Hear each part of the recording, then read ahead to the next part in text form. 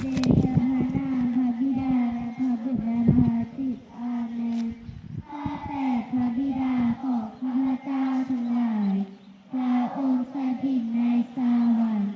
พระนามพระองค์จงเป็นที่สักการะพระอาณาจักรจงมาถึงพระประสงค์จงสำเร็จในแผ่นดินเหมือนในสวรรค์โปรดประทานอาหารประจำวันแก่ข้าพเจ้าทั้งหลายในวันนี้